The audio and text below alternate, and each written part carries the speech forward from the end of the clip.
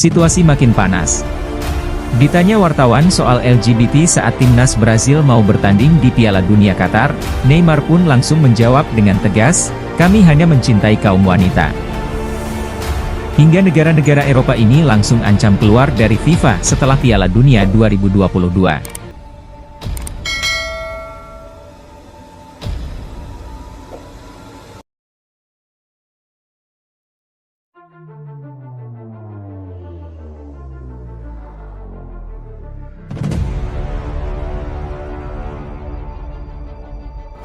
Ramainya isu pro dan kontra soal LGBT di gelaran Piala Dunia 2022 semakin memanas. Setelah sebelumnya beberapa timnas dari negara UEFA seperti Jerman, Denmark, dan Inggris melakukan protes keras kepada FIFA soal larangan kampanye LGBT di Qatar. Protes ini sampai kepada usulan yang dilakukan oleh ketiga negara tersebut bahwa mereka akan meninggalkan FIFA apabila peraturan soal larangan penggunaan simbol-simbol LGBT di Piala Dunia Qatar tidak segera diubah atau dicabut. Hingga kemudian pada saat konferensi pers yang dilakukan oleh Neymar, pemain asal timnas Brasil, namun wartawan tak segan menanyakan pendapatnya mengenai situasi panas yang tengah bergulir saat ini. Dengan santai Neymar memberi tanggapannya langsung pada Jumat kemarin saat wawancara di Doha. "Kita hanya menyukai wanita di tim nasional kita," tuturnya dalam konferensi pers yang diterjemahkan ke dalam bahasa Indonesia. Respon Neymar ini pun menuai berbagai komentar positif dan negatif di halayak. Polemik ini telah bergulir bahkan sebelum Piala Dunia 2022 dimulai. Konfliknya semakin memanas saat negara-negara yang turut serta dalam ajang ini tidak menaati peraturan yang telah dibuat.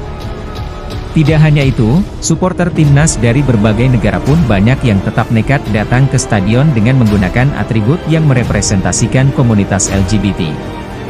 Penolakan tegas dari pihak Qatar pun tidak menyurutkan tekad mereka untuk tetap datang dengan melanggar peraturan.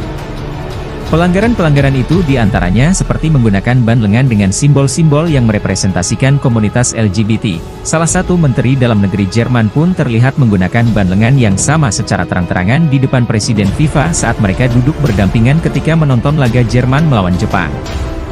FIFA sendiri menolak niatan baik beberapa negara kontestan Piala Dunia 2022 itu demi menghormati budaya dan hukum yang telah ada di Qatar, di mana Qatar melarang dan tidak mentolerir keberadaan kaum tersebut. Isu perjuangan hak LGBT ini menjadi salah satu perbincangan hangat di Piala Dunia 2022 di luar pertandingan-pertandingannya. Bahkan, Neymar pun sampai mendapat pertanyaan seputar hal tersebut dalam salah satu konferensi pers timnas Brasil pada kemarin Jumat.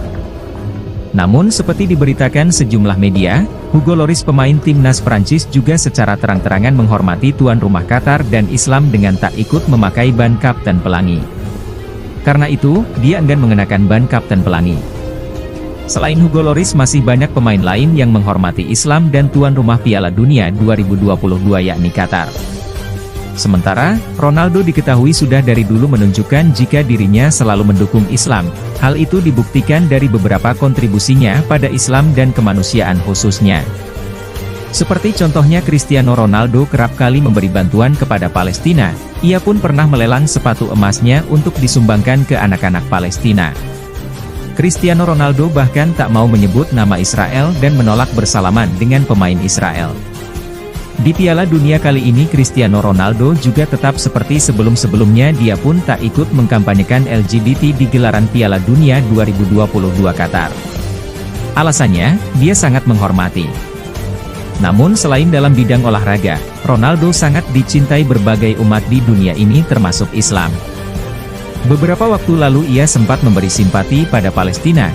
Cristiano benar-benar memberikan dirinya ruang untuk peduli kepada sesama terutama umat Islam. Ia menjadi simpatisan bagi umat muslim di Palestina. Buktinya Cristiano melelang sepatu emas yang dimiliki untuk diberikan kepada anak-anak Palestina. Sepatu emas ini dilelang hingga mencapai 16,77 miliar. Digunakan untuk pembangunan sekolah-sekolah yang rusak di Gaza, Palestina. Menyumbang uang untuk umat Islam, tidak hanya untuk masyarakat Palestina. Cristiano seringkali menyumbang uang untuk umat Islam yang membutuhkan. Misalnya pada tahun 2013, menyumbangkan uang sebanyak 1,39 miliar untuk korban perang di daerah Afghanistan. Sebagaimana orang yang beriman, umat Islam diwajibkan untuk menolong sesama. terutama saling membantu dalam kebaikan. Tidak dianjurkan untuk tolong-menolong dalam hal keburukan. Tidak hanya itu, Islam mengajarkan untuk saling menghargai satu sama lain, meski berbeda agama. Di zaman Rasulullah, keputusan orang yang masih memegang agama Nasrani tetap dihargai dan tidak dipaksa untuk memasuki Islam. Islam memerhatikan setiap aspek kehidupan manusia, mencakup politik, kehidupan, norma, serta banyak hal lainnya. Berbagi terhadap sesama dengan orang yang membutuhkan atau kaum duafa selain mendatangkan keberkahan, tetapi mendatangkan berbagai kebaikan lainnya. Ronaldo memberikan contoh pada setiap orang, yang lemah memang perlu diberikan pembelaan dan yang mengalami kesulitan perlu diberikan bantuan. Perlu diketahui, Cristiano Ronaldo selalu menghormati dan mendukung Islam. Hal itu dibuktikan dari beberapa kontribusinya pada Islam dan khususnya kemanusiaan.